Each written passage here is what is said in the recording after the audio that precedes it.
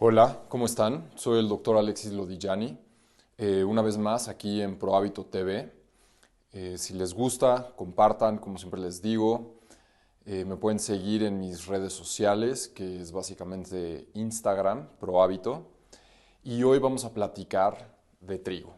Creo que es muy importante el justificar por qué en el reto que hice de 21 días eliminé ciertos productos de nuestra dieta. No nada más por el hecho de justificarlo, sino porque es mucho más sencillo lograr las cosas cuando entendemos por qué las hacemos. A mí me pasó que durante todo el colegio, pues nunca entendí por qué me estaban enseñando ciertas cosas, entonces pues realmente no pones atención, realmente no te importa.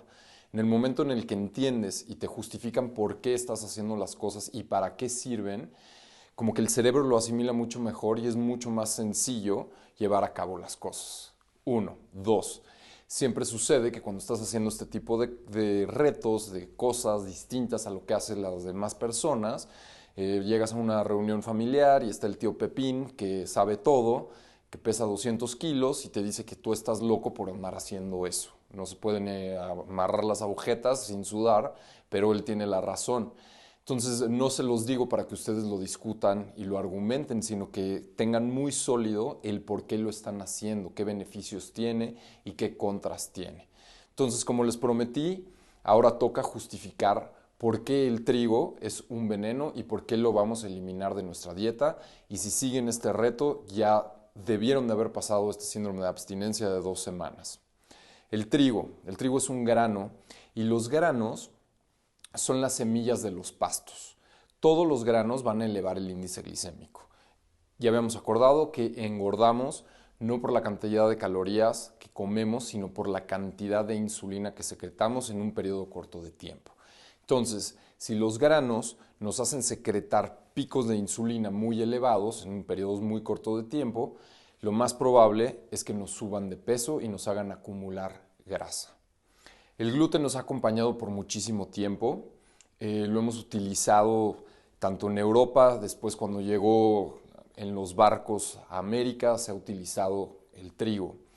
Y realmente todo el tiempo había generado problemas, no tanto como ahora, porque lo hemos ido modificando genéticamente, hemos generado híbridos, pero donde realmente se empiezan a dar cuenta es a finales de la Segunda Guerra Mundial en Holanda. Hay un doctor, un pediatra, William Dicka, que está estudiando a los niños que tienen síndrome de mala absorción, que tienen colitis, que tienen dermatitis, que el alimento simplemente no les cae bien, todo el tiempo están inflamados, tienen colon permeable y no se explica por qué es. Y casualmente en este periodo, pues están en guerra y Holanda la está pasando muy mal y no hay alimentos. Es un invierno en el cual todos están casi muriendo de hambre y Dika se empieza a dar cuenta que los niños empiezan a reducir sus enfermedades y empiezan a reducir sus signos y sus síntomas. Y no se explica por qué, pero simplemente lo anota, lo estudia y trata de investigar, pero no llega a la razón. Terminando ese invierno, 44-45, llegan los suecos, después de que termine la guerra, y empiezan a rescatar y a repartir alimento a los holandeses. Y en ese alimento viene el pan. Y Dika se da cuenta que cuando les da pan a estos niños, empiezan a regresar estas enfermedades que habían desaparecido y empieza a generar esa relación entre trigo y problemas gastrointestinales, sobre todo en niños. Y entonces es ahí cuando todavía no pueden definir qué es el gluten, pero sí ya empieza a haber problemas con el trigo y lo empiezan a documentar. Ahora, el trigo, como dato muy interesante, si nosotros viéramos la Tierra desde otro planeta, fuéramos extraterrestres, el trigo es, digamos que el ser vivo más exitoso sobre la faz de la Tierra. ¿Y por qué digo esto? Porque tiene la mayor cantidad de genes sobre la Tierra. Hay mucho más trigo que cualquier otra cosa en la Tierra, más que insectos, más que humanos, más que animales. Entonces sus genes son súper poderosos y si nos vieran de fuera y no entendieran la economía, etcétera, etcétera, pensarían que la especie viva dominante en este planeta es el trigo. Nos hemos dedicado a sacrificar nuestras vidas, a sacrificar nuestras tierras, a nuestras familias, a nuestros pueblos para cuidar este producto que es trigo. ¿Sí? Cuando nos volvimos agricultores, nos volvimos sedentarios, empezamos a sembrar y entonces queríamos cuidar el trigo. Y si llegaba la tribu de al lado ya teníamos algo que perder, entonces simplemente no nos podíamos ir, ¿no? Porque ya dependíamos de eso. Perdimos nuestras habilidades de cazadores, recolectores y entonces pues necesitábamos depender del trigo o del maíz o de lo que sembráramos. Y en este caso el trigo sí es la especie más exitosa sobre la faz de la tierra. Hace muchísimo tiempo era una planta que medía arriba de 1 metro y cuando la empezamos a cultivar y la empezamos a mezclar y empezamos a sacar mejores plantas a través de genética y de híbridos, ya la planta mide como 50 centímetros porque consume menos agua, necesita menos tierra y le fuimos quitando proteínas y aumentando carbohidratos, porque así se mezcla mucho mejor en la comida procesada. Entonces, gran parte de la comida procesada va a traer trigo y por eso uno de los venenos que les dije que tenían que eliminar era comida procesada, porque a veces no lo dice, pero ahí aparece. Ahora, el problema del trigo, independiente que inflame el intestino, es que genera reacciones inmunes y genera reacciones inflamatorias. Esto para mí serían los dos problemas reales.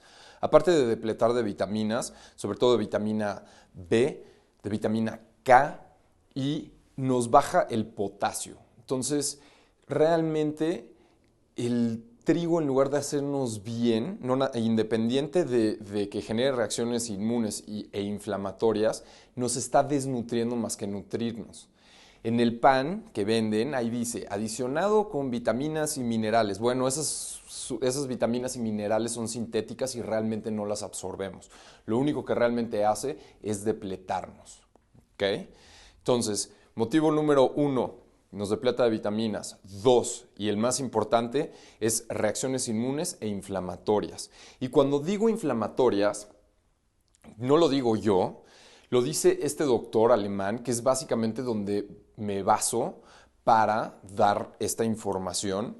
Perlmutter es médico, neurólogo, y luego se enfoca a la nutrición. Se empieza a dar cuenta que sus pacientes neurológicos tienen gran parte de los problemas que tienen es a partir del gluten y él realmente ya se empieza a ir y se empieza a enfocar en contra del gluten. Se da cuenta que no nada más inflama el intestino y el colon en enfermedad celíaca. La enfermedad celíaca, que hay autores que dicen que de cada 200 personas uno es celíaco, hay otros autores que dicen que de cada 30 uno es celíaco. Realmente la enfermedad celíaca se inflama el intestino, ¿sí? Pero la gran mayoría de nosotros no tenemos la capacidad de procesar, si no es que todos, absolutamente todos, no tenemos la capacidad de desdoblar, de procesar los aminoácidos que forman el gluten. El gluten es una proteína que está contenido en granos, no nada más está contenido en el trigo, está contenido en el centeno y en la cebada. Y por eso en un video que hice en donde menciono el gluten, digo que hay una cerveza que es para celíacos, que es decir que no tiene gluten y solo es una y no les voy a decir la marca, pero si eres mexicano sabes que es la cerveza más chafa que hay y está hecha en lugar de con cebada, está hecha con maíz y por eso es gluten free. Entonces si te inflama muchísimo y quieres tomar cerveza, vete por esa, aunque sepa muy mal. Ahora, este señor se pone a estudiar y se empieza a dar cuenta que muchos problemas neurológicos derivan de estar comiendo trigo y se pregunta ¿por qué? Y se pone a investigar y se empieza a dar cuenta que lo que sucede son dos cosas. Una, reacción inmune. Cuando entra el gluten al tracto digestivo, al intestino, el cuerpo no lo reconoce como un alimento, lo reconoce como una bacteria. Y entonces desencadena todo un proceso inmune en contra de, empieza a generar anticuerpos. Empieza a generar anticuerpos para pelear contra esta bacteria. Y en este proceso se desencadena también un proceso inflamatorio. Y el proceso inflamatorio no nada más es en el tracto gastrointestinal, es generalizado en todas nuestras células, en todas nuestras articulaciones. Y se empieza a dar cuenta que sobre todo en el cerebro. Es más, se da cuenta que en ciertas personas no genera reacción inflamatoria en el tracto digestivo, pero sí genera reacción inflamatoria en el sistema nervioso central. Y esto es lo que le empieza a llamar la atención. Se empieza a dar cuenta que la cadena inflamatoria, la cascada inflamatoria que se desencadena, termina en citocinas. Y las citocinas, cuando hacen una biopsia o cuando hacen un estudio patológico de un cerebro, en una autopsia o en una necropsia, como le quieran decir, se empieza a dar cuenta que hay alto contenido de citocinas en enfermedades como el autismo, como Parkinson, como Alzheimer's, ¿sí? Como esclerosis múltiple. Se empieza a dar cuenta que están ahí acumuladas. Y lo que lo desencadena, aparte de muchas otras cosas, es el gluten. Entonces, lo que hace con sus pacientes, les empieza a quitar el gluten y se da cuenta que empiezan a mejorar. Entonces, si tienen esto, tienen antecedentes heredofamiliares con esto, tienen que suspender definitivamente la ingesta de harina y sobre todo el gluten. Ahora, el gluten está compuesto de dos moléculas, dos macromoléculas. Una, glutininas y otras, gliadeinas. Las gliadeinas son realmente las que desencadenan la reacción inmune, pero no nada más eso, sino que funcionan como un opiáceo. Así como platicamos del azúcar que desencadena y prende ciertos focos en el cerebro y nos genera unas ciertas emociones y una secreción de neurotransmisores como dopamina, lo mismo hace esta sustancia. Por eso tenemos síndrome de abstinencia cuando dejamos el trigo. Y cuando presenté este reto, quise que dejáramos azúcar y trigo al mismo tiempo. ¿Para qué? Para que tuviéramos ese síndrome de abstinencia, aunque fuera más intenso, fuera corto. Porque si hubiéramos dejado azúcares, hubiéramos tenido síndrome de abstinencia y luego hubiéramos tenido que tener el síndrome de abstinencia del trigo. Entonces, al hacerlo juntos, simplemente pasamos 2 semanas y ya debemos de estar libres. Ya no debemos de tener esta sensación de ansiedad, de querer todo el tiempo estar comiendo, de tener antojos, de tener hambre, que eso es lo que nos da esto. ¿Por qué? Una, porque son calorías vacías. 2, como está muy procesado, ¿qué es lo que hacen? Agarran el grano del trigo, lo muelen y ahí se vuelve harina de trigo. Entonces, cuando dices harina, puede ser harina de maíz, puede ser harina de garbanzo, puede ser harina de coco, de lo que sea. Harina simplemente es el proceso en el que se hace polvo. Eso lo que hacen es que lo mezclan con agua y generan pan. Y tú te comes el pan y que contiene el gluten. Ahora, ¿por qué nos gusta tanto el gluten? Gluten, lo que significa en latín, es pegamento. Es lo que le da esa textura rica, chiclosa al pan, ¿no? De la pizza, que se estira, a los muffins. Todas esas texturas que nos gustan se lo da el gluten. Y entonces por eso lo modifican genéticamente para que tenga más y que sepan más ricas las cosas a nuestro paladar. No nada más eso, sino que extraen el gluten directamente y lo utilizan para condimentos. Lo utilizan para la industria cosmetológica, para shampoos, para rímels, etcétera, etcétera. O sea, tiene muchos usos y la cuestión es que somos alérgicos. Literal, el cuerpo lo toma como si fuera un anticuerpo. Y genera una reacción inmune y por eso desencadena una reacción inflamatoria. Y eso es lo que queremos evitar. Porque si estamos inflamados, no nada más nos sentimos mal, sino que no están trabajando nuestras células y entonces nos cuesta mucho trabajo bajar de peso. Y somos adictos. Ahora, son calorías vacías y tiene índice glicémico muy elevado. Entonces, todavía peor, vamos a estar engorde y engorde y engorde cuando comemos pan. Porque no vamos a tener saciedad, porque no tiene realmente un contenido nutricional, simplemente es vacío. Y entonces lo único que está cumpliendo es un sabor, una textura y meter gran cantidad de energía al cuerpo que no vamos a quemar y que solo vamos a convertir en grasa. Ahora, ¿qué sucede cuando dejamos el gluten? Y si lo tienen y si lo hicieron, lo van a notar. Lo primero que pasa es que lo que nosotros llamamos agruras, nosotros lo conocemos como reflujo gastroesofágico. Es decir, que los ácidos del estómago porque hay un esfínter que no es competente, se regresa y empieza a quemar el esófago y eso genera pirosis, es decir, que te quema el esófago y lo conocen como agruras. Cuando dejas harinas, se elimina el reflujo gastroesofágico, casi al 100%. Colitis, comes pan y te inflamas. Y las veo y están todas flaquitas y bonitas y están en el gimnasio y están entrenando, pero tienen la panza ahí y es porque están comiendo harinas. Dejen las harinas. Quítense la colitis para que se sientan cómodas, que no les aprieten los pantalones, que nos sintamos cómodos. Qué horror terminar de comer y tenerte que aflojar el cinturón porque te está inflamando algo. Esto es lo que te está inflamando.